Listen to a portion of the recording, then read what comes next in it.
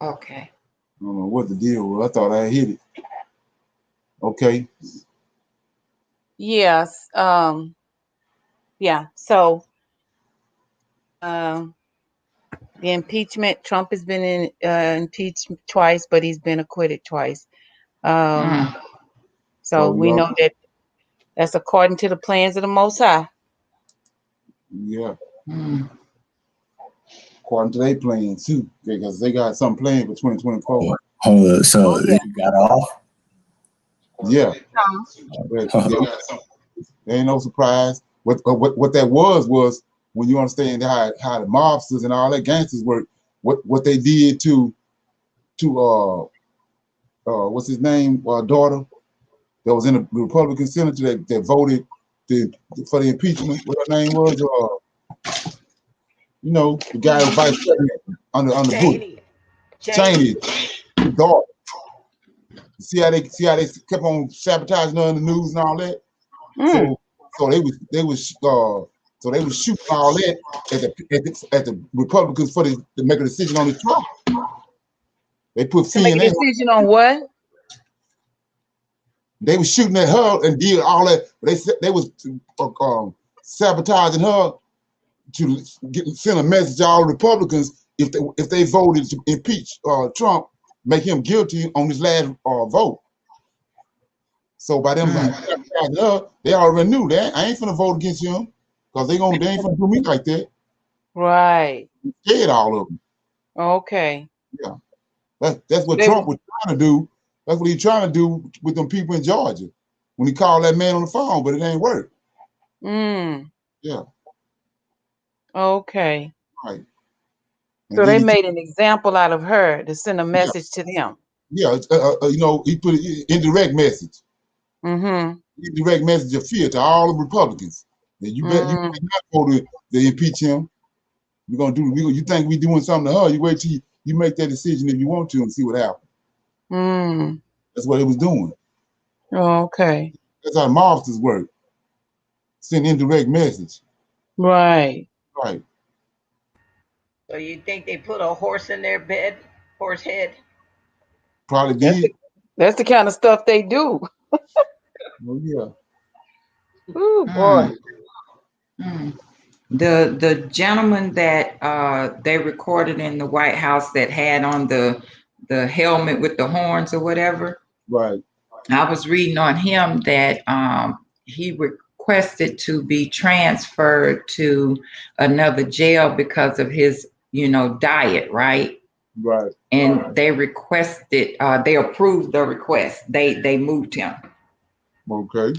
Now, if that was us that got arrested, they wouldn't care what kind of diet you had, Oh yeah. Yeah. you Yeah. know? Yeah. There shouldn't be no surprise right there. Right. Again, that's just, showing you the privilege, Right. Exactly. Yeah. So I'm gonna play this video right here. This come on, man. Hold up. Let me get this back.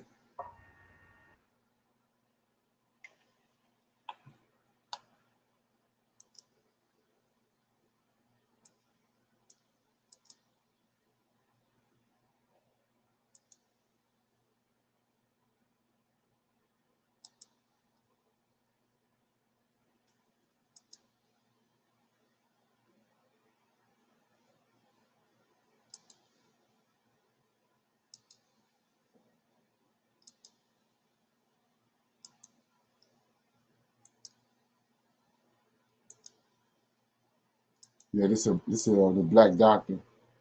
She had COVID, you know, and she telling the story of how she got treated. Report, I'm Amy Goodman. As the United States reports world record deaths and hospitalizations from COVID-19 in the final days of 2020, we look at how the pandemic that's ravaged the country this year has shown stark new light on racism in medical care. We begin with a now viral video recorded by Black physician Dr. Susan Moore and posted to her Facebook earlier this month in which she describes racist treatment by medical staff at a hospital in Indianapolis who did not respond to her pleas for care despite being in intense pain and being a doctor herself. Dr. Moore says she had to beg to receive the antiviral drug remdesivir and pain medication, and accuses a doctor at Indiana University Health North Hospital of ignoring her pleas because she was Black. This is Dr. Susan Moore, as she summoned the energy to speak from her hospital bed days before she would die. She had an oxygen tube in her nose. At that time, I'd only received 2 treatments of the remdesivir. He said, you don't need it. You're not even short of breath. I said, yes, I am. Then he went on to say, you don't qualify. So because I've gotten 2 treatments. And then he further stated, you should just go home right now.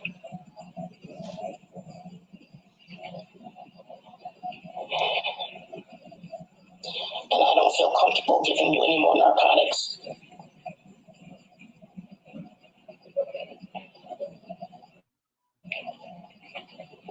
I was in so much pain from my neck. My neck hurt so bad.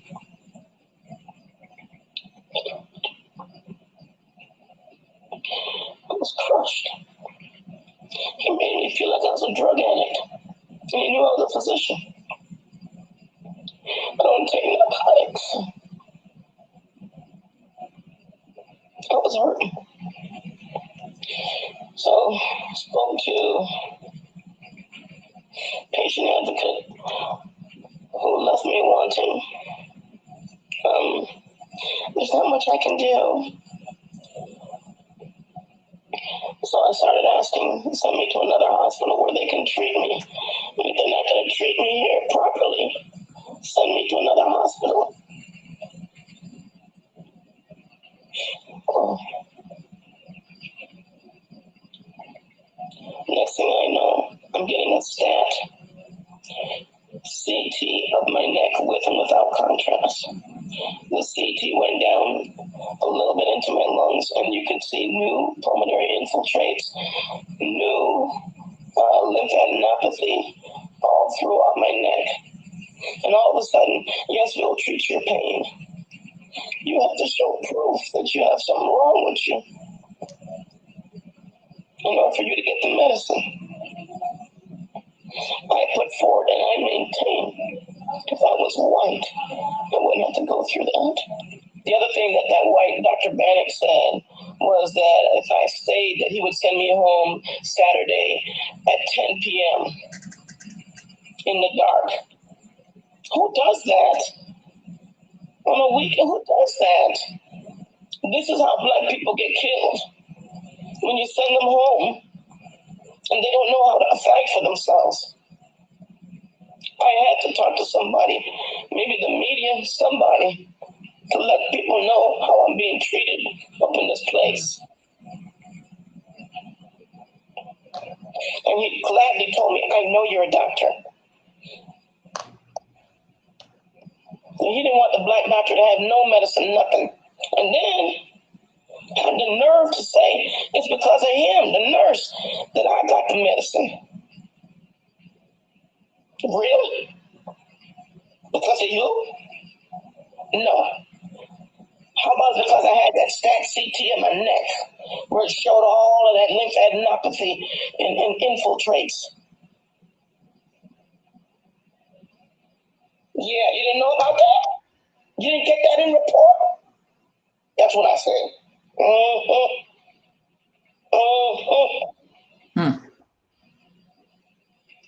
To being Black up in here, this is what happens. Dr. Susan Moore died due to complications from COVID-19 on December 20th, just over 2 weeks after she recorded this video and posted it to her Facebook page. She was 52 years old. Her 19-year-old son, Henry Muhammad, is now left to care for her parents who are both suffering from dementia. The president and CEO of Indiana University Health issued a statement in response to her death, saying the technical aspects of the treatment she received, quote, may not have shown the level of compassion and respect we strive for in understanding what matters most to patients, end quote. Dr. Moore's chilling message has been compared to the video of George Floyd begging for his life as he was killed by Minneapolis police. When we come back, we'll speak to two leading Black women doctors fighting racial disparities in healthcare. They co-wrote a piece in the Washington Post titled, Say Her Name, Dr. Susan Moore. Stay with us. There's some. Scandalous. My goodness. Any comments? Again, it Ain't shows it nothing doesn't changed. matter. Yeah, nothing. It doesn't matter. She was a doctor. That didn't matter. You know, they did it to the yes, doctor. You think they did it to somebody off the streets? right, Right. There's some. right. Well, the object of this here pandemic is to kill, steal, and destroy as many as you can anyway. As you And can. people That's right. in the medical field have been given carte blanche to just go ahead and help themselves, because the white nurse told it. They stood by when she complained about, hey, he's going to kill him. The man shrugged his shoulders and looked the other way, like, have at it. So, Right. there you go. There's some. Right. Yeah, I was going to play this other video. It's about, I mean, you know, I hear so many people talking about how that, you know, that Middle East, Northeast Africa, where we know is our homeland, how that, you know, when you start looking at the numbers that they say when the Most High had completed his promise to Israel that they was going to multiply like the sands of the sea, and then you look at the people that's getting ready to go back to that area, they're saying the area is not big enough to contain all the people that he's going to bring there. So I was going to play this video right here showing you the actual, by the Bible, the actual geographical location and the size of the land mass. Mm-hmm.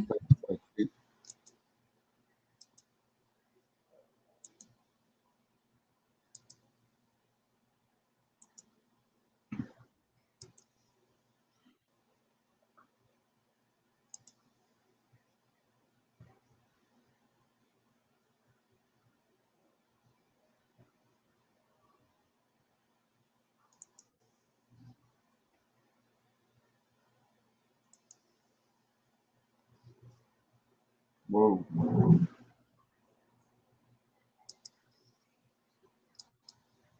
The Hebrew Bible, Genesis, Exodus, and Numbers. These three books contain a relatively detailed description of the region in Africa where the Israelite culture and civilization was centered.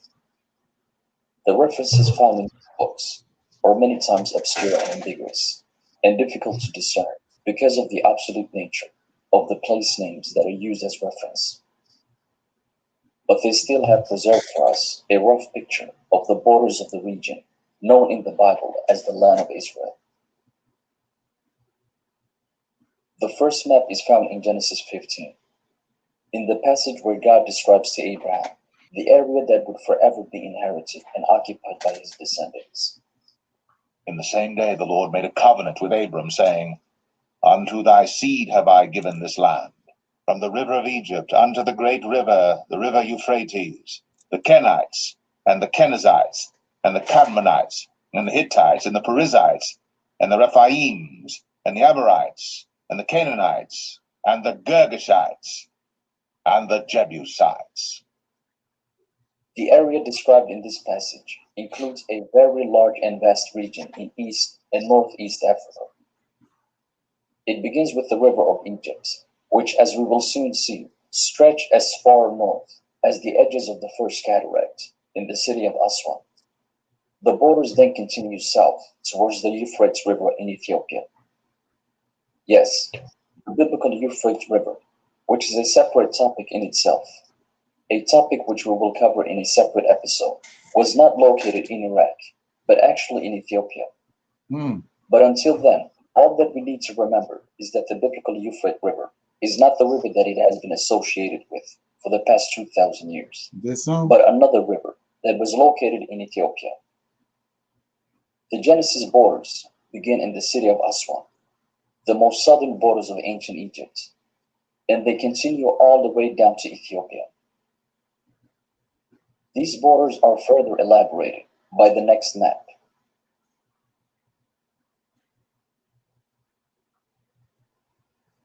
This map is complementary to the first map in Genesis.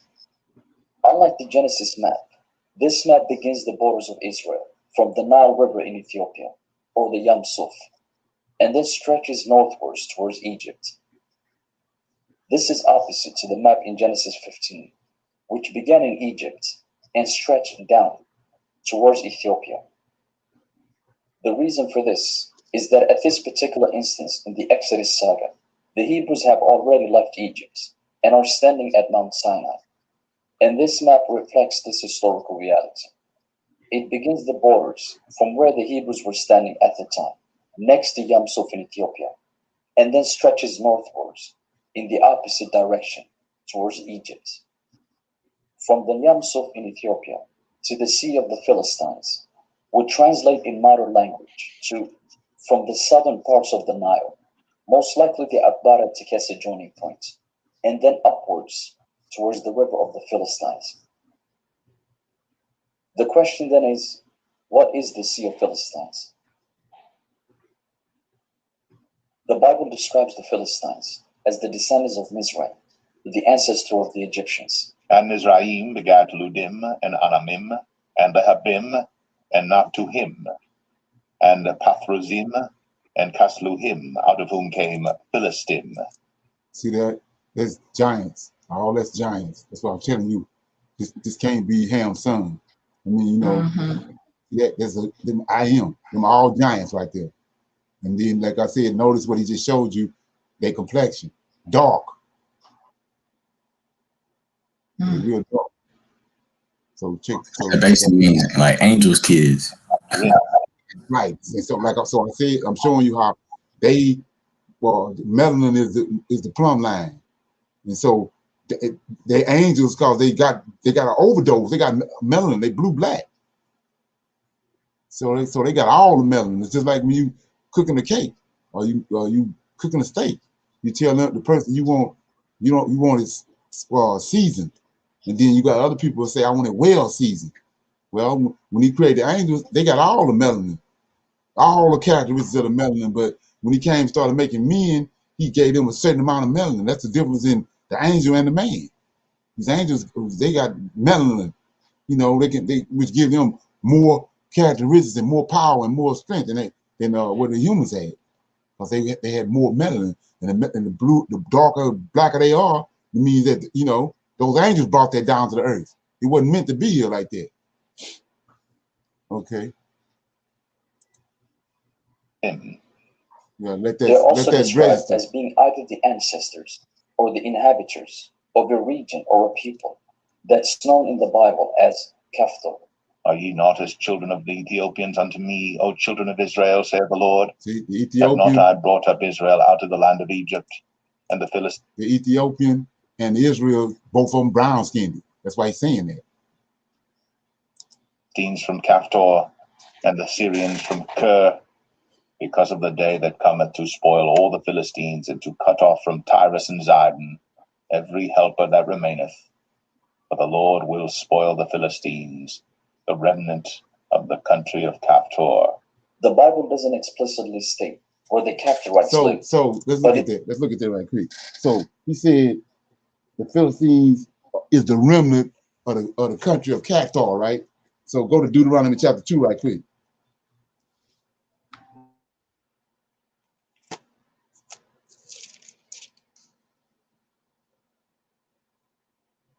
You got it? Yes.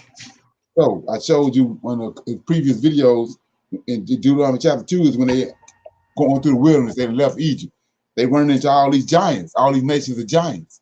And these giants got these elaborate crowns on their head. That's why they wanted a king when they got to Israel. They wanted a giant. That's why Saul was picked, because Saul was head and shoulders taller than all other Israelites. So anyway, verse verse 10. Verse 10, chapter Deuteronomy 2 and 10 says, the Enum dwelt therein in time past, a people great and many and tall as the Anakim. And the Anakim is the angels that came down, the fallen angels. And then so that's a race of giants.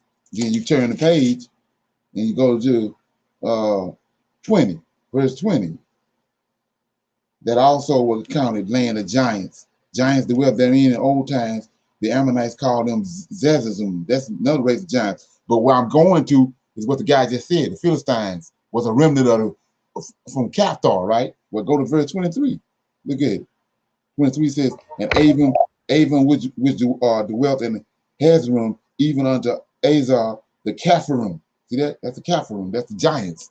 And the land where they dwell at is Caphtor. That's where he said the Philistines came from. They're the remnant of these giants right here from the Capharim, which came forth out of Caphtor, destroyed them and dwelt in their cities. See that? So that's these Philistines. It's not as tall as them, but they was tall, but they're not as tall as them. They're a remnant of them people. Okay. It is very explicit in its association of the Philistines with the people or region of Caphtor. Archaeology hasn't been able to establish any specific region for the biblical Caphtorites, and there are still questions about where this nation lived. The most specific archaeological identification of the biblical Caphtorites comes from an inscription that contains the letters K, P, T, E, and R. This inscription has been found in the temple of Kom Ombo in the city of Aswan, the most southern parts of ancient Egypt. This is the strongest identification of the Caphtorites so far. And it see where they locating them at? They in Egypt. So that's what's been hidden from us. In Egypt, the reason why it's such a great civilization, them were giants. That's where the fallen angels came down there in Genesis 6. Places the Caphtorites in southern Egypt. The Bible also seems to confirm. So hold on, was the daughters of Tubal over there? What's that? The daughters of Tubal, because that's what it came down to, right? Yeah, but that's the way. That's how they was able to reproduce. That's the hidden thing they took away from us is that Cain was a giant, right? Ain't Lucifer an angel? Oh yeah, right. So Cain is tall. So it's the daughters of. When you go to Genesis chapter. Go to Genesis chapter 6.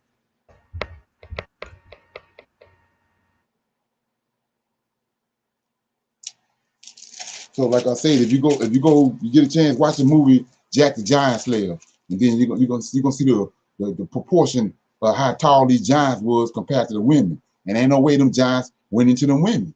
So what the missing element is in Genesis chapter 6 says, and it came to pass, verse 1, when men began to multiply on the face of the earth, daughters were born unto them. This is sons of Cain. Sons of Cain. Then it says, and the sons of God saw that the daughters of men that were fair, and they took them wives whom all they chose. So Cain had these big daughters. So look who Esau married. Those women that Esau married was from Mount Seir, right? Them giants at Mount Seir. He married those giant red-haired women because he wanted some mighty men in his lineage. So he married those big women, and that's why you got Amalek, Zephno, all them. They giants, men of stature.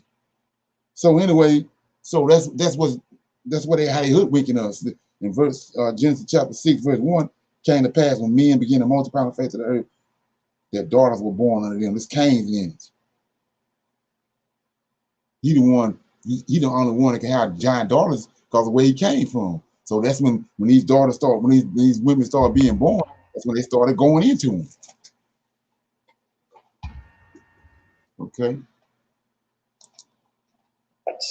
Or are described as living on the southwestern quarters of ancient Egypt. Even though the Philistines are described as being very closely related to the Egyptians, they are also identified as a separate nation from the Egyptians, who had a separate culture outside the borders of ancient Egypt.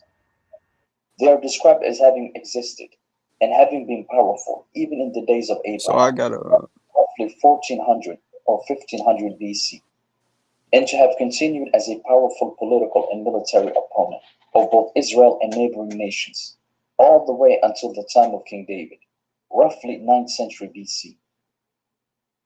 The biblical Philistines were the Kadma culture south of Egypt. We will discuss this. See how they showing you on the wall? They showing you. See, look at yeah. Now see them. See they, how you know them?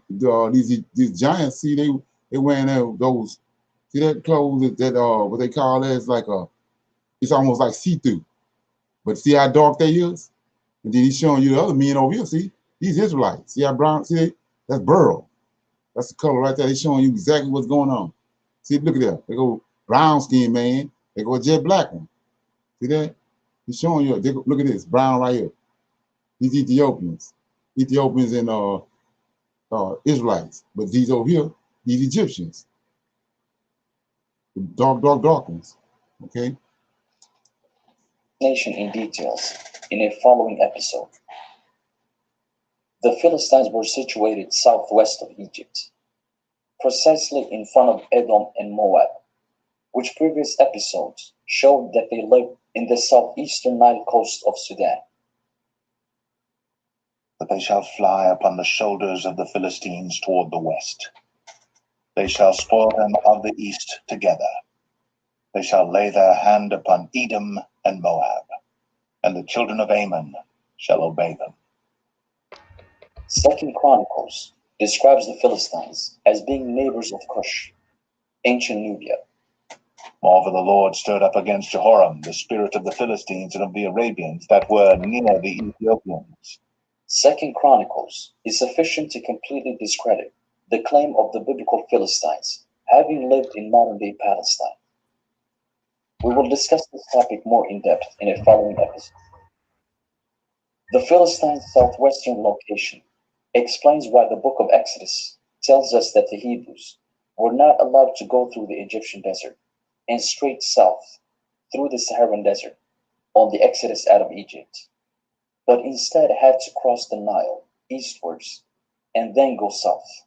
And it came to pass, when Pharaoh had let the people go, that God led them not through the way of the land of the Philistines, although that was near, for God said, lest peradventure the people repent when they see war, and they return to Egypt. Straight south along the Nile and through the Saharan desert would be crossing into the borders of the Philistines, who seem to have had their capital on the western side of the Nile at the time of the Exodus. The river that was recognized by the Hebrews as the Sea of Philistines was the second cataract of the Nile. This is confirmed in 1 Kings, which separates the river of Egypt, i.e. the first cataract of the Nile, from the river of the Philistines, the second cataract. And Solomon reigned over all kingdoms from the river unto the land of the Philistines and unto the border of Egypt. They brought presents and served Solomon all the days of his life.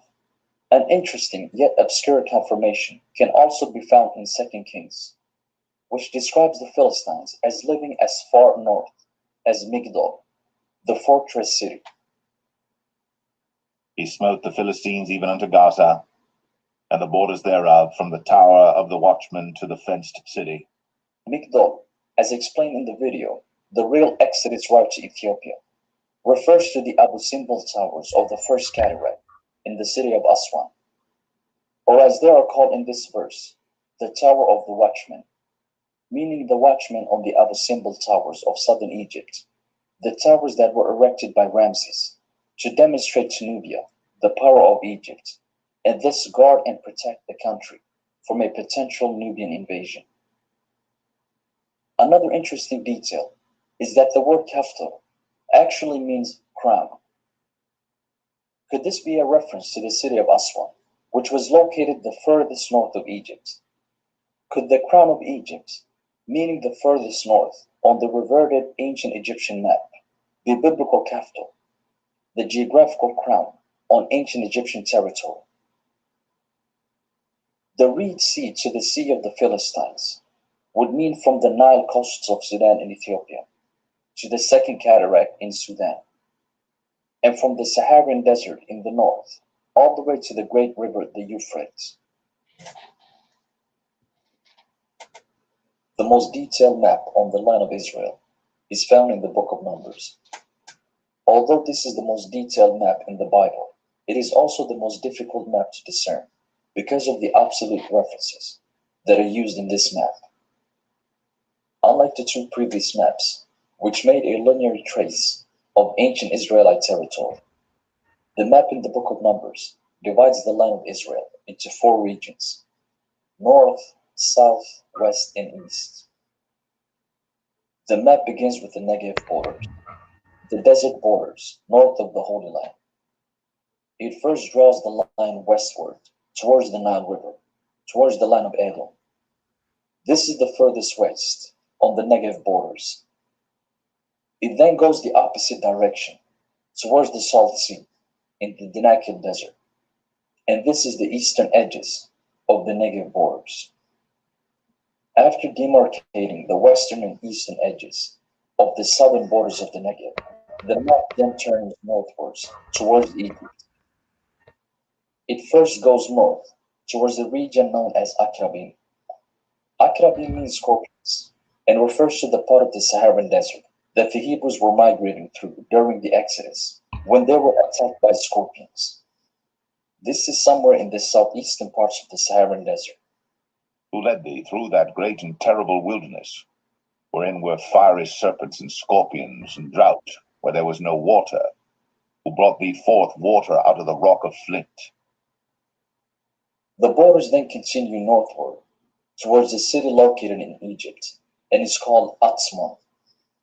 Atzmon is described as being located in the river of Egypt itself, the river that we already explained as being the first cataract.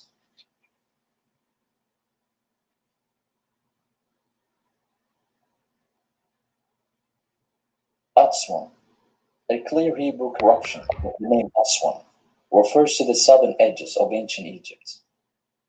This was the furthest north on the biblical map. After hitting this point, the borders then turn eastwards and go out at the sea, meaning the Red Sea. These were the northern borders of the land of Israel, the region inhabited by the largest tribe of Israel, the tribe of Judah, which inhabited this huge region in East Africa, and also parts of northern Ethiopia, with their capital being Jerusalem, a city located in northern Ethiopia. The map continues with the second region, the Yam region. Yeah, you see what's going on, don't you? They didn't lie about the area that they was in, that Israel encompassed. Right.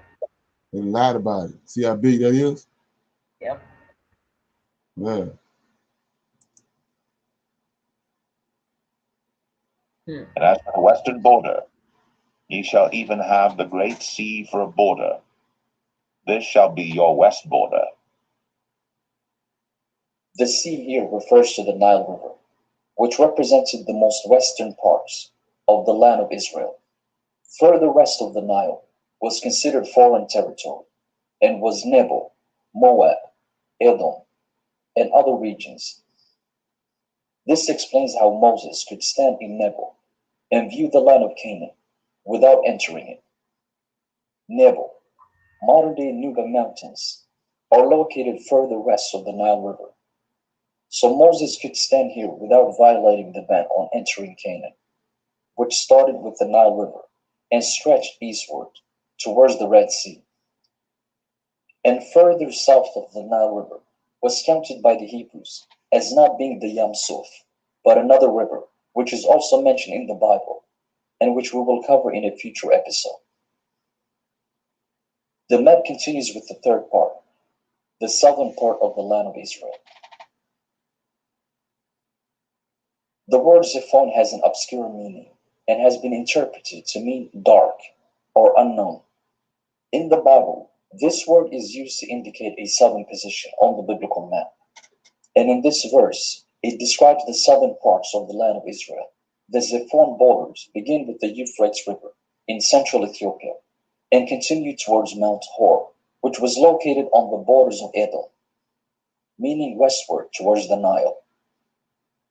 And the Lord spake unto Moses and Aaron in Mount Or, by the coast of the land of Edom. The borders then continue further towards obscure and obsolete references, which seem to have been located somewhere in the southern quarters of west central Ethiopia. This marked the southern parts of the Holy Land.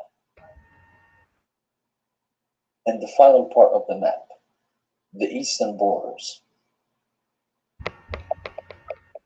Qadim, meaning forward or frontal. Although this word implies a northern position, the text clearly describes the eastern borders of the land. This agrees with the traditional interpretation of the word qadam in the following verses to mean east. The borders continue east. They first pass by two obsolete cities before going out at a sea that is referred to in the text as the Sea of Kinneret, described in Joshua 13 as being located east. And in the valley Beth Aram and Beth Nimrah and Succoth and Zaphon, the rest of the kingdom of Sihon, king of Heshbon, Jordan and his border, even unto the edge of the sea of Chinnereth, on the other side Jordan eastward. The word Kinneret means harp and is meant to denote the shape of the Egyptian harp that the Hebrews were familiar with. This harp resembles the shape of the African horn, which has the same bend as an Egyptian harp. Sea of Kinneret is the Red Sea in the Horn of Africa. The borders go from central Ethiopia and straight east towards the Red Sea, going through modern-day Djibouti. This is what the text is trying to explain when it says that the borders touch the shoulders of the Red Sea.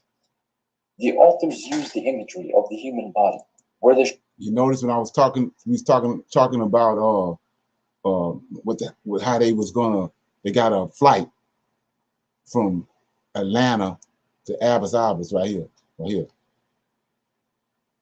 And this is when I was showing you on the video, the center, the so-called in processing center. I was showing you on Pastor Manning's map. He had this. It was in Addis Ababa. You think it's a coincidence? They got a straight flight from Atlanta to Addis Ababa, 10-hour flight. Now look where he's showing you where our borders is. And then on the map, on the map with the Belt and Road Initiative, the focus is right here, Djibouti. So you think they don't know something? They know something we don't know. Right. Okay. Yeah. The shoulders are located roughly 3/4 northwest or northeast on the human body. On the inverted biblical map, the southeastern parts of the Red Sea would represent the most eastern part. And compared to the human body, this would represent the shoulders.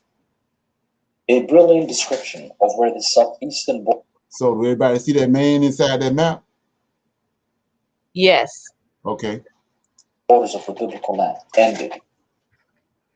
After going a straight line towards the Red Sea, the borders then go straight up towards the opposite side of the Teketse River.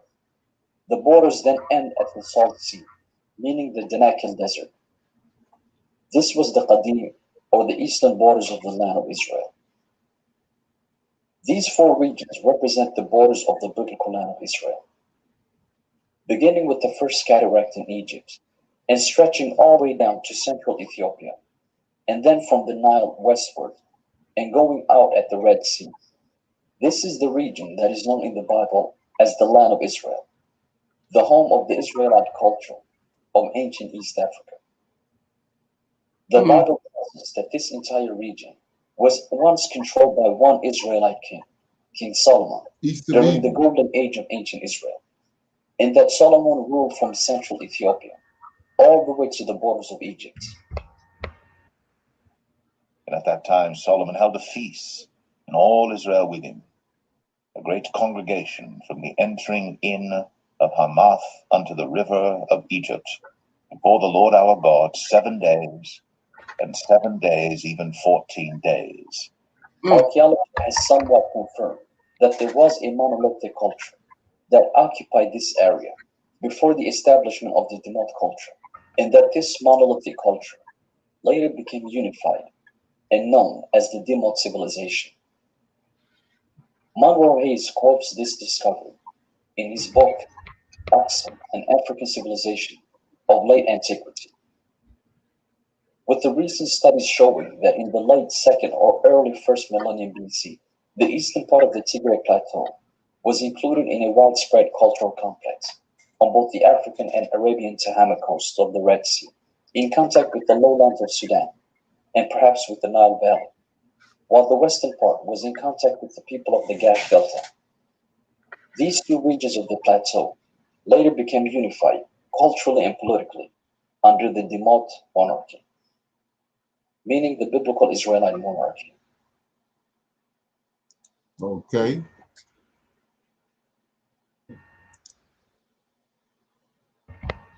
Any comments? Lena, could you say a little bit more when you pointed out that man's back in the map? What else? What were we supposed to get from that? Just the borders of where our. Well, he was showing you that it's the shoulders. It's the Yeah. shape of a man. It's the shape of a man, and that area was his shoulders and his back, which is where a man's strength is. Mm-hmm. Mm-hmm. But we see how much more vast the land was than what they're telling us. Right. And then, like he said, east of Eden, he tell you that he created a garden east of Eden, and I've been showing you how that Canaan, the land of Canaan, the Garden of Eden, and the land of Israel are the same location. Mm-hmm. It's the same location. They returning there where Adam was kicked out of. When he brought the Israelites out of Egypt, they returning from where their forefather Adam was kicked out of. Yeah. And then he's showing you how big it is. You know, they got us thinking it's a little area over there in the Middle East, but it was all over in Africa, all that whole area, all up in there. Mm-hmm. Yeah. Okay. And some older maps, it shows Ethiopia as being just about the whole southern continent of Africa. Right, exactly. That's what I keep on trying to put an emphasis on. That's the original 6-day man. Mm. That put and that man in the up in the south, that dark man came about from after the incursion of those fallen angels. But the original, the Ethiopian is the original man that was there. Yeah. So let that ferment. So anybody got anything else on that?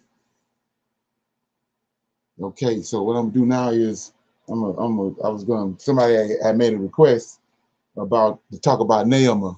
So the class, tonight class is about who is Noah's wife and who is Naamah.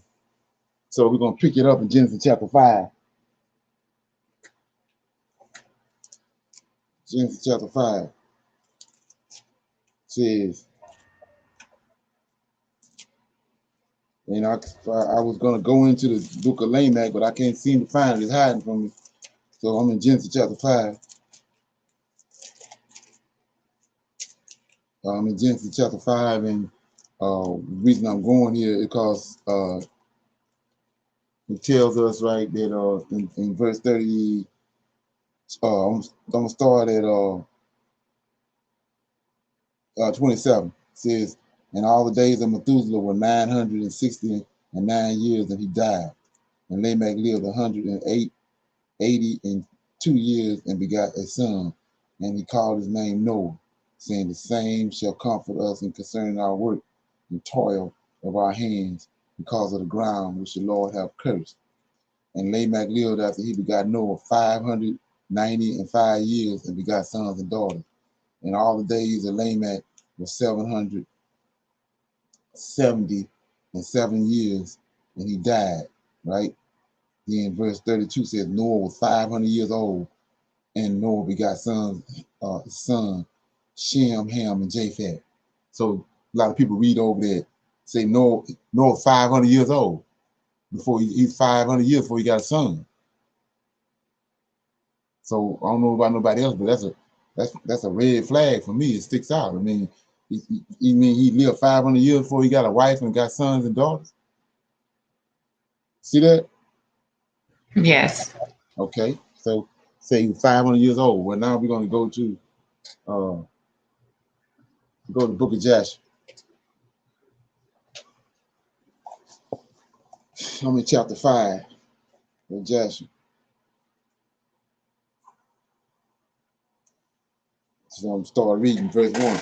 And it was in the 84th year of the life of Noah that Enoch, the son of Seth, died. He was 905 years old at his death. And in 179th year of the life of Noah, Canaan, the son of Enoch, died. And all the days of Canaan were 910, and he died. And in the 234th year of the life of Noah, Mahalalel, the son of Canaan, died. And the days of Mahalalel were 895 years, and he died. And Jared, the son of Mahalalel, died in those days in the 336th year of the life of Noah. And all the days of Jared were 962 years, and he died. And all who followed the Lord died in those days because they saw the evil which God declared to do upon the earth. So all these men dying at the same time because Most High getting ready to bring the flood. He didn't want them to see the flood. But you notice all of them lived right around 900 and some years. So the reason being for that is one day with the Lord is 1,000 years. And so according to what Adam had done, he said that a man wasn't going to live 1,000 years. So all of them, Methuselah came the closest to living 1,000 years, but none of them lived a day with the Lord. They are close, but none of them lived 1,000 years. So that's what's going on. So and he don't want them. They was all righteous, and he didn't want them to see the flood and see the chaos that he was going to bring. So verse 6 says, and after the lapse of many years, in the 480th year of the life of Noah, see that? He ain't 500 years yet, so he's 480 years, 80th year of the life of Noah, when all those men who followed the Lord had died away from among the sons of men, and only Methuselah was left. God said unto Noah and Methuselah, saying, speak ye and proclaim to the sons of men, saying, thus saith the Lord, return from your evil ways and forsake your work, and the Lord will repent of the evil that he declared to do unto you, so that it shall not come to pass. So let's look at that. Verse 7 says, seek ye and proclaim to the sons of men, right? These are the same sons of men, Genesis chapter 6.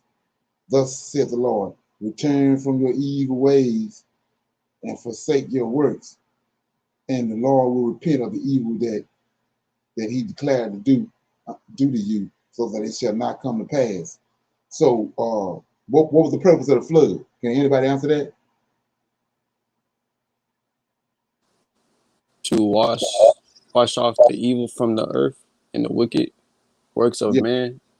Yeah, so what was the giants? That's what it was. The giants. So he talking to the giants right here. They the ones got the angels slept with the women and brought forth giants. That's where all the wickedness came from. These giants, wreaking havoc all over the earth. So he bringing the flood and to get rid of all them.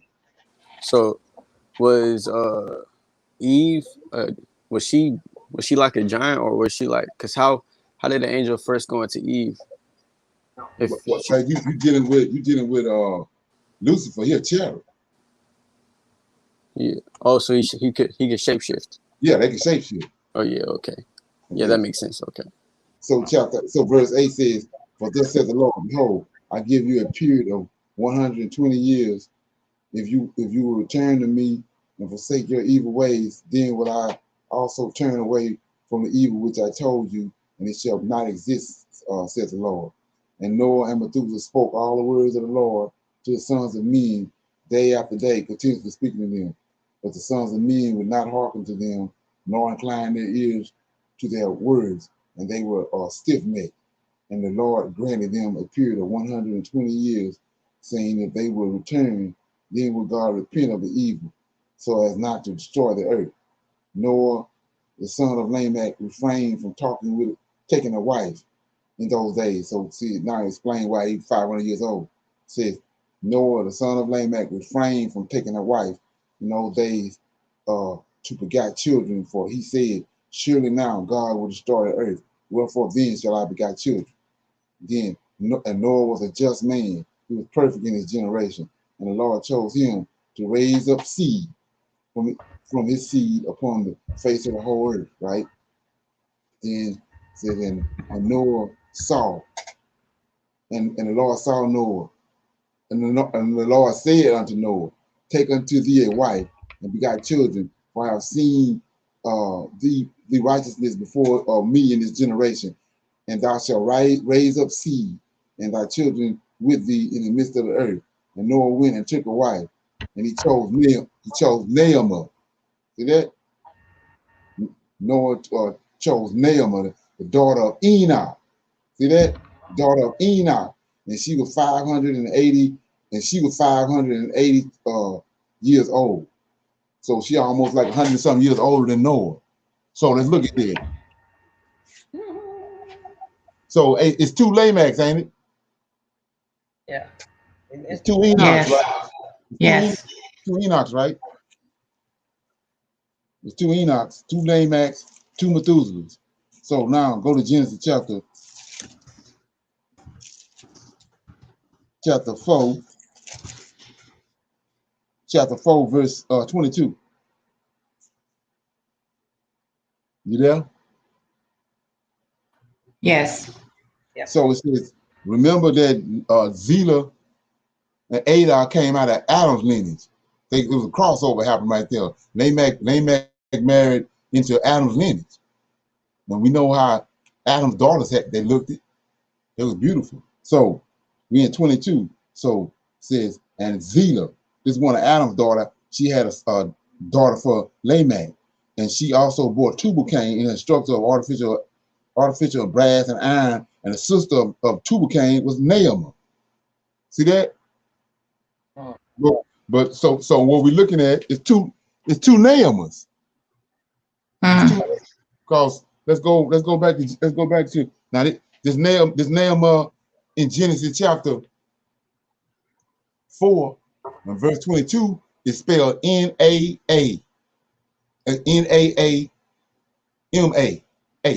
right? Right. Now look up in Jasher says and her father is Lamech, but right here 15 verse 15 in chapter 5 of Jasher, and thou shalt raise up seed and thy children with thee in the midst of the earth. And Noah went and took a wife, and he chose Naamah, the daughter of Enoch. See, Enoch got a daughter named Naamah. Two Naamahs, right? And she was 580 years old, 580 years old, and Noah was 498 years old. And when he took Naamah for a wife, and Naamah conceived and bore a son and called his name Japheth, saying, God has enlarged me in the earth. And she conceived again and bore a son and called his name Shem, saying, God should have made me a remnant to raise up seed in the midst of the earth. And Noah was 502 years old when Naamah bore Shem, and all the boys grew up and went in the ways of the Lord, and all that Methuselah and Noah, their father, had taught him. So we see now it's two Naamahs, right? Okay, keep going. All right. So, so for clarity's sake, the Naamah that Noah married was the daughter of Enoch. Oh yeah, Enoch. So she is in the lineage from Shem. Right. So what you witnessing is when you look at the lineage of those men. Didn't Abraham marry Sarah? Yeah. So who was Sarah than Abraham? His sister, he said. Yeah, from the different daddies. They had different mamas. Right. So look at it right here when Enoch, this Noah. So Enoch is the seventh from Adam. Enoch is Enoch seventh from Adam. Noah the 10th from Adam. So Noah, so he married into his lineage too. Right. You see that? So Joshua 3 and 13. Let me read something right quick. I'm in Joshua 3 and 13. Joshua 3 and 13 says, I'm gonna start at verse 10. And they assembled in all 130 kings and princes, and they made Enoch king over them. And they were all under his power. I'm gonna go back. I'm gonna start at this chapter 3, verse 1. I'm trying to, lay a foundation on as far as this understanding of this. So chapter 3, verse 1 says, Enoch lived 65 years and he begot Methuselah. Enoch walked with God after having begotten Methuselah, and he served the Lord and despised the evil ways of men. And the soul of Enoch was wrapped up in the instructions of the Lord, in the knowledge and understanding, and he wisely retired from the sons of men, and he secreted himself from them for many days. So keep in mind, the sons of men. I got to establish that. That's in Genesis chapter 6. Sons of men. And it was at the expiration of many years while he was serving the Lord and praying before him in his house, that an angel of the Lord called to him from heaven, and he said, "Here I am." And he said, "Rise up, go forth from the house and from the place where thou didst hide thyself, and appear to the sons of men, in order that you might teach them the way in which they should go, and the works in which they must accomplish to enter in the ways of God." And Enoch grows up. According to the word. It says, and Enoch rose up according to the word of the Lord, and went forth from his house and from his place and from the chambers in which he was concealed. So we see right here, this who was hid right here, Enoch. And he went to the sons of men. Look at this. So he went to these giants. Noah was talking. Enoch was talking to the angels. He's up in heaven. So he went to these giants right here. It says, and Enoch rose up according to the word of the Lord, and went forth from his house and from his place and from the chambers in which he was concealed. And he went to the sons of men and taught them the ways of this Melchizedek. He said, and he taught them the ways of the Lord. And at that time assembled the sons of men. I'm going to show you that it's giants right here in a minute. And acquainted them with the instructions of the Lord. And he ordered it to be proclaimed in all places where the sons of men dwell. See that? Now we're going to see who these sons of men are. Saying, where is the men who wishes to know the ways of the Lord and good works? Let them come to Enoch. So it can't be Enoch. This can't be Enoch's descendants, because he teaching them automatically. These people outside of lineage, these men outside of Enoch's lineage. So verse 7, and all the sons of men then assembled to him, for all who desired these things went to Enoch, and Enoch reigned over them. See, he a king.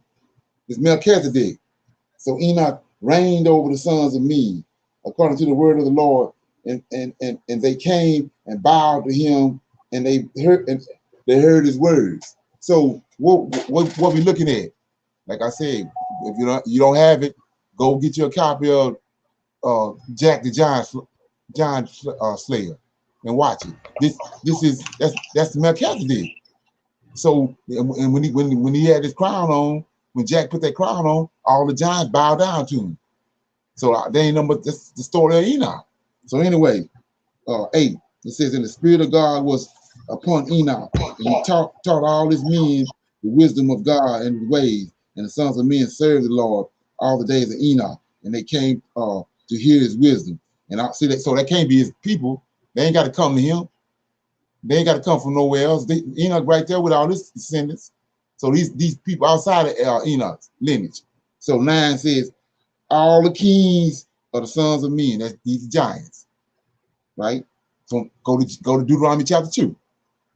Say, both first and last, together with their princesses and judges, came to Enoch when they heard his wisdom, and they bowed down to him, and they also required of Enoch to reign over them, to which he consented, right? And they assembled in all 130 kings and princes, these giants, and they made Enoch king over them, and they were all under the power and his command. And Enoch taught them wisdom, knowledge, and the ways of the Lord, and he made peace among them.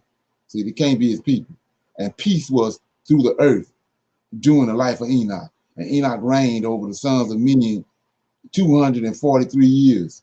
And he did justice and righteousness with all his people, and he led them in the ways of the Lord. So Enoch had brought them, Enoch had went up, was taken up, and came back. He had a knowledge of the Most High, knowledge of heaven. He taught all them this, right? So after Enoch died, they rebelled. So that's why he's telling Noah and Methuselah, teach them, talk to them, coerce them. He gave them 120 years to coerce them to come back to the Lord and come back to his ways, but they wouldn't. So that's what brought the flood. So anyway, verse 13 says, and these are the generations of Enoch, right? These are the generations of Enoch, Methuselah, Elisha, Elamech, 3 sons, and their sisters were Micah and Naamah. There it is. But look at Naamah spelled right here. Nahmah. And the Naamah that's in Lamech lineage is spelled Naamah. 2 different Naamahs. Okay. You gotta understand that. So anyway, so Naamah means pleasant, sweet, delightful, and beautiful.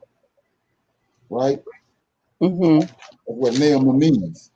Then it says also, you want to do the research on it. It said Naamah may also the Naamah may be the name as of a spirit with a very long, interesting history. So it's a evil spirit. Name of an evil spirit.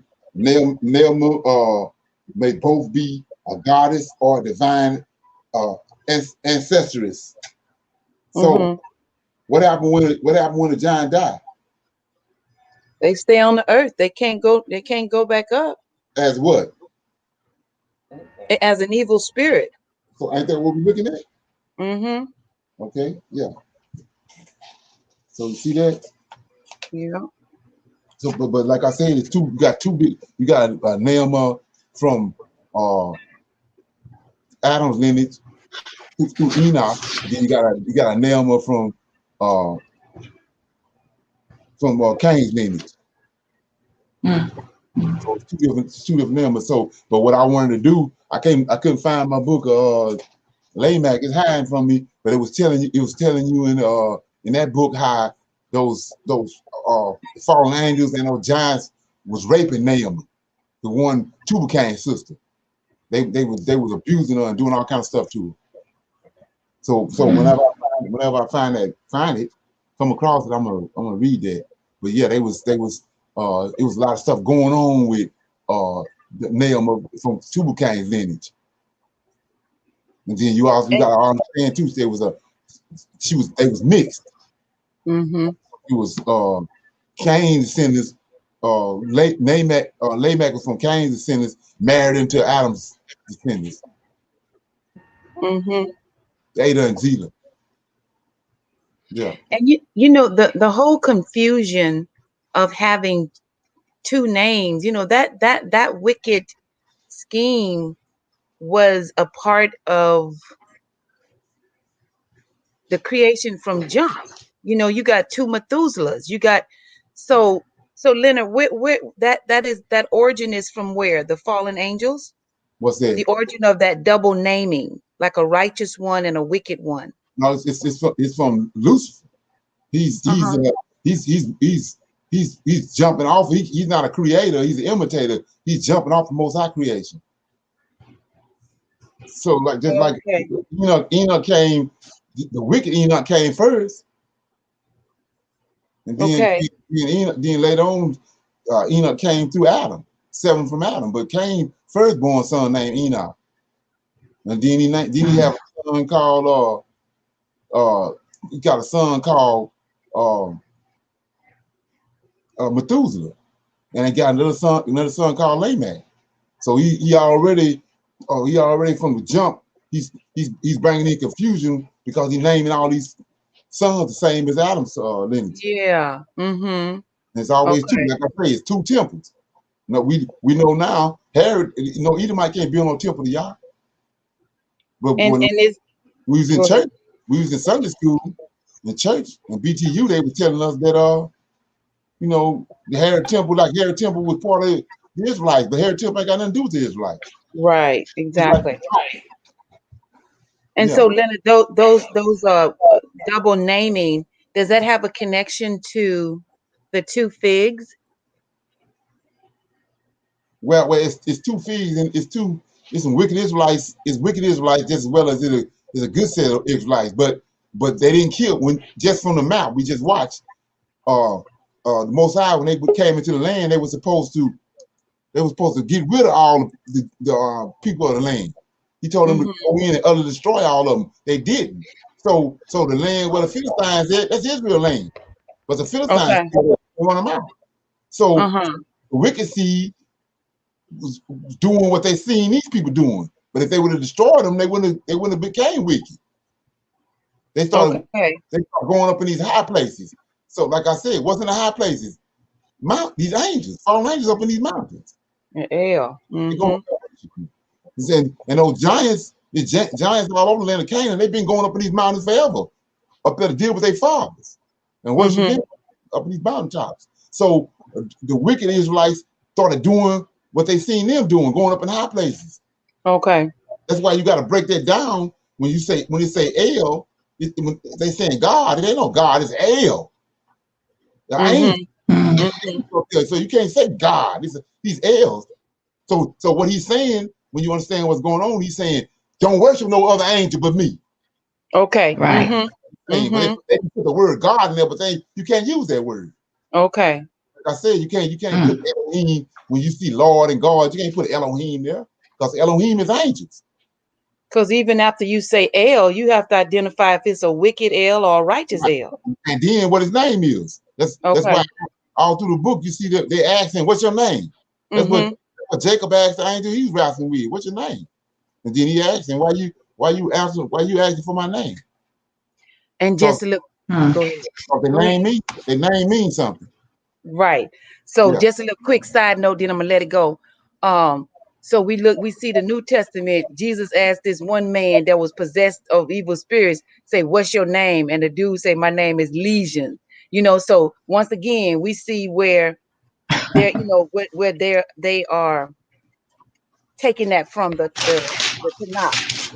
Right. Just plagiarization. That's all that is.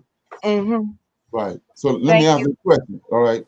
It says, are you saying that Japhet seducing righteous Naamah is part of two of the serpent and Eve?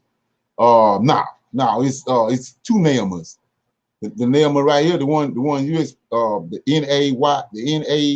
Nahmaa, that's Enoch's daughter. But the Naamah in Genesis chapter 4 and 22 is spelled with two A's, M-A-H. That's out of Cain's lineage. And she came through what happened in the garden. She came through that lineage. The Naamah in chapter 4, verse 22 of Genesis.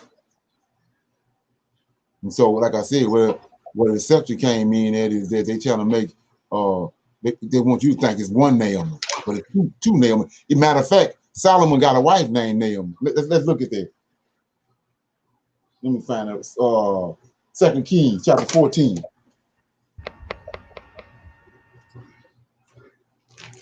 Second Kings chapter 14, starting at verse 21.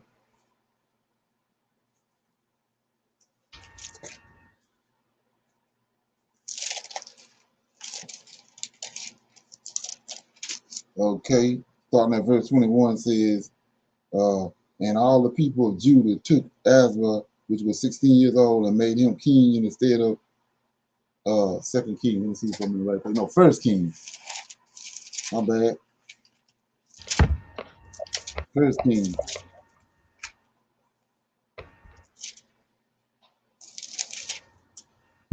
14. In verse 21, and they also built them high places. See, they go to high places and images and groves on every high hill and under every green tree. This is what these giants was doing, and this is where the wicked feed came in. And they saw them doing it, and they started doing it. It says, and there were also sodomites in the land. See, they didn't drive them out.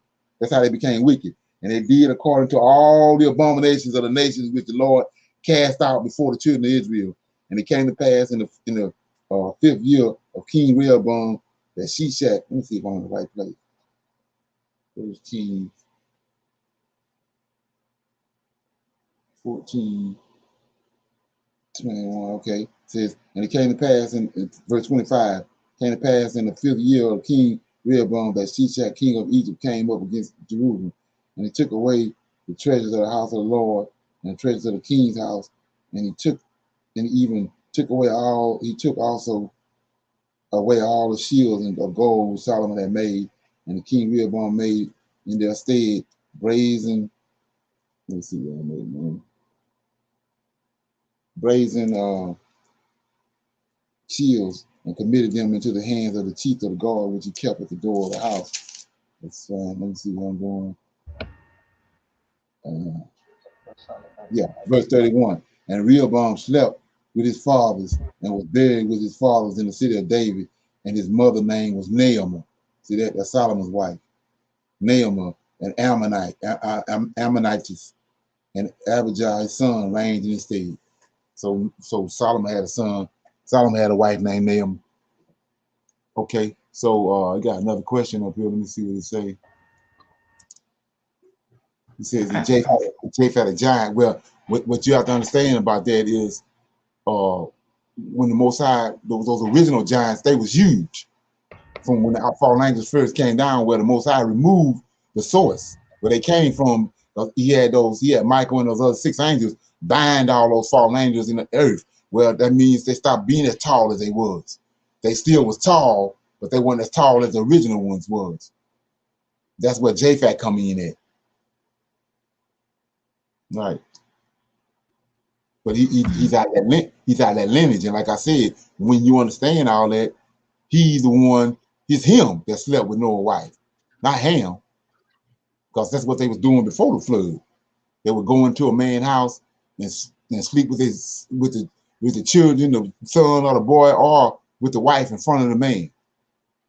So when you understand that's what was going on, when Ham wasn't doing that, and Shem wasn't doing it because he's Noah's son. It was him. Japhet was the one doing it. So when the water receded and they came off the boat, it was Japhet that slept with Noah's wife. And Japhet got Canaan. So you got to take Canaan over there out of Ham's lineage and put him over there with Japhet, where he belonged. Well, so like I said, let that ferment.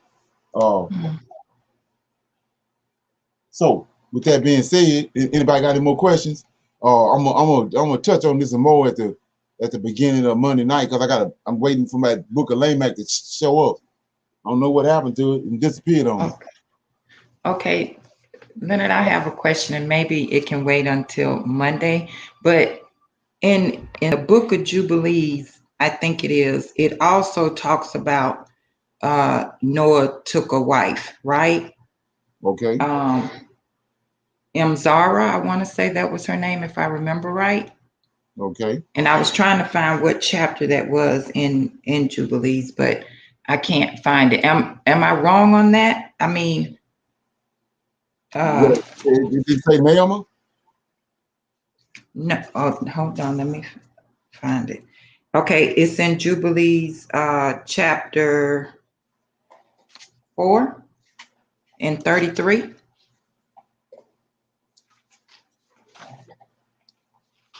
Let me find it. Book of Jubilees.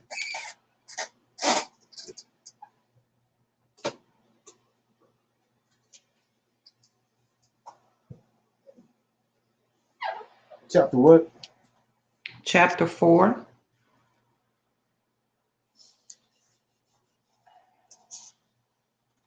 And what? 33. It says in the 25th Jubilee, Noah took to himself a wife, and her name was Esma, the daughter of Rachel, the daughter of his father's brother, in the first year of the 5th week. And in the 3rd year, she gave birth to Shem. In the 5th year, fifth year of it, she gave birth to Ham, and in the fifth year, in the 6th week, she gave birth to Japhet. So we see right here is a problem already because of this woman got another name, and then over in Joshua, they saying Naamah. So what all this do? It's a witness to show you that something going on with this with the story of these 3 boys, because like I said, all you gotta do is look at the fact that how is a Negro man gonna have a blonde hair, white blonde hair, blue eyed man? That's what Japhet is, blonde hair and blue eyes. All the Greeks over there in the Greek islands, blonde hair, blue eyes. And then Ham, we see how Ham look. So he got a blonde hair, blue eyed son. Then he got a dark son, Ham. Then he got a Shem, a brown skinned son. It don't add up. So it's something going on. And then right here is this you see you can see the tampering wholesale right here by these 2 different stories.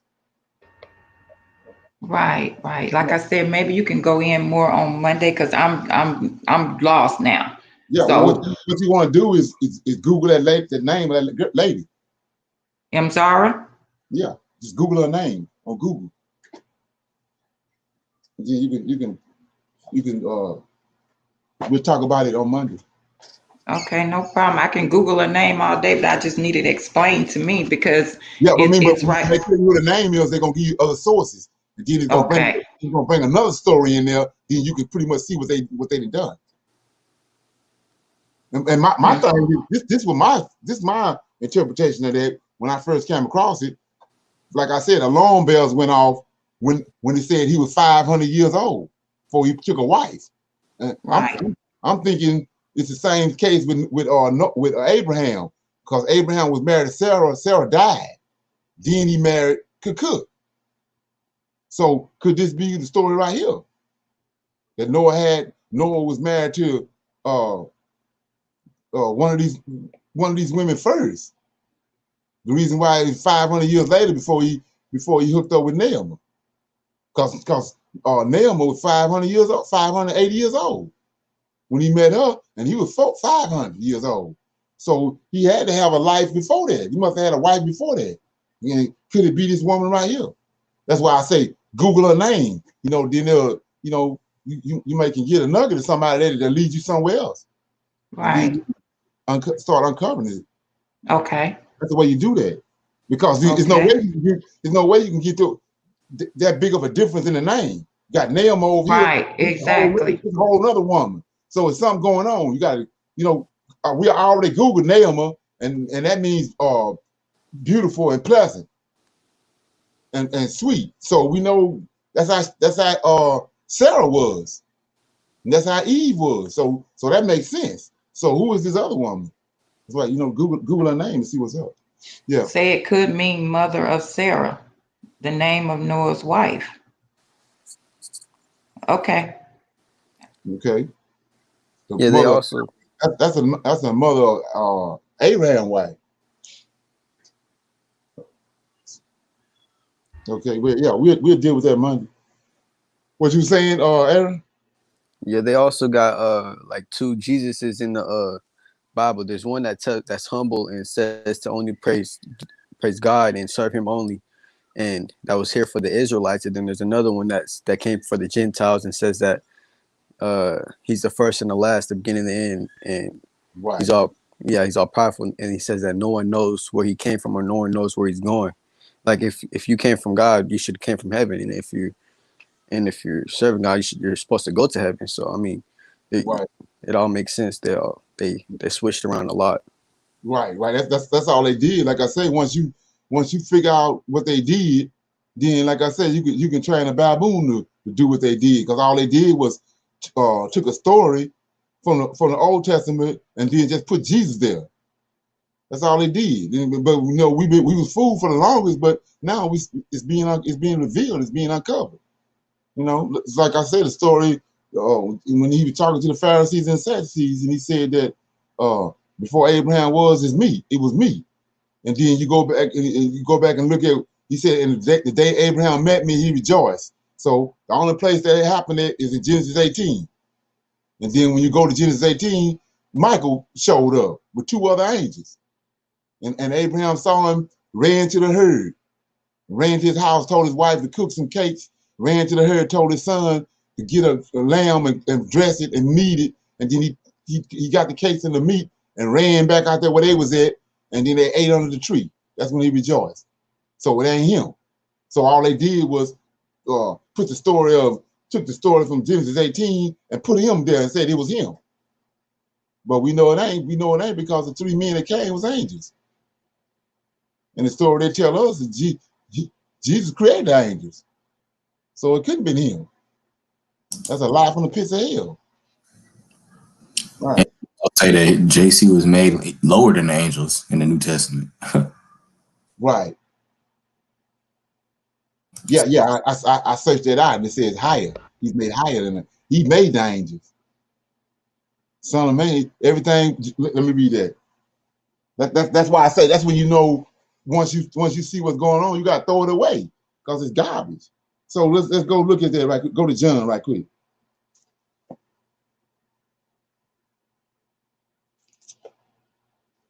You in John? John chapter 1. You got it? Yeah. John say, in the beginning was the word. That's Jesus, right? And the word was with God, right? We know who's there. And we go to Genesis chapter 1 and 2. It's a spirit of God. An angel of God was there with him. But it says, in the beginning was the word, and the word was with God, and the word was God. The same was in the beginning with God. All things were made by him, and without him was not anything made that was made. So how can he be lower than the angels if he made them? Hello. See, that's garbage. You see that? Right. But then in Hebrews 2:7, it say, thou madest him a little lower than the angels. Thou right. him with glory and honor, and didst set him over the works of thy hands. So it's like how he above and below. Right. And then how you gonna make something that you lower than? Yeah. Come on, see what I'm saying? So that's garbage. And so, like, another thing you have to understand was back then the population of the people, it was only the kings and the princes that was getting education. The rest of the people, the majority of the people that was on the planet was dumb as a sack of rocks. But now what's going on now? Education and all that. Everybody's educated. Everybody got some form of education. They're not going for the, they ain't going for the okey doke no more. You can't tell them anything. They also had too many people writing these books. I realized, and they wasn't paying attention. So when they had all these different authors writing the books, they wasn't tying them together right, and they were details, and that's why you got all these contradictions to where it's like they wasn't really paying attention as well as they could have. Well, what the case was that they didn't have to do no serious finagling because the people was, like I said, the people was illiterate. Okay. And then the ones that was, all they did was they kept the books from them because it wasn't until around the 1600s when they started making the printing press and started making the books more available to everybody. It used to be back in the day, it was hard as hell to get a book. It's just so the nobles and the royals had books. They're the ones that was educated. Yeah. And they can tell the people anything. They wouldn't. We living in a whole different. All we doing is looking at the Most High work his jelly. He brought it to the point where it's at now. Everybody got some form of education, and they can read and discern. Yeah. So, with that being said, anybody got anything else before we go? Oh yeah, that as above, so below. That's a Hellenistic term. They Satanists be using that. I think that's another thing why they be copying God, because they just want to make everything seem like it's all the same in hell as in heaven. Right. That comes out of Egypt. That's what when you start looking at Orion's belt and all that, and then look at the pyramid complex. It's all lined up together. So that's as above, so below. That's what they got Washington at the Washington Monument. That's what he doing. They got one of his hands pointing up, and they got the other hand pointing down. Exactly. And Huh? have you heard of doppelgangers? No. What is that? That's like an evil twin of a righteous person. Like it's this evil twin. You know, like they copy Noah's lineage. Right.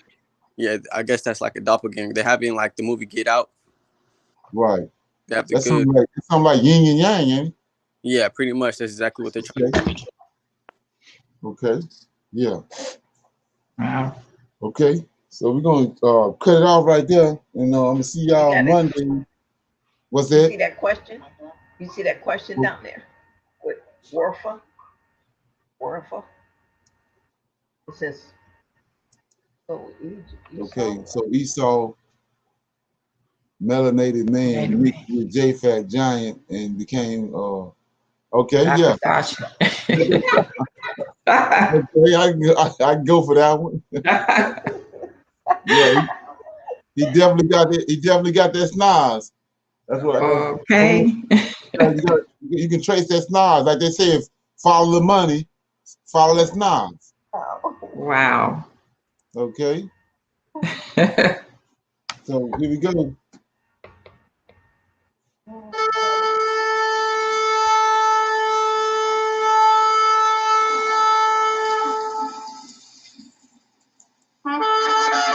I'm gonna say shalom, and I see everybody on Monday at 6 o'clock. All right, shalom, everyone. Enjoy the rest of your weekend. Shalom. Okay.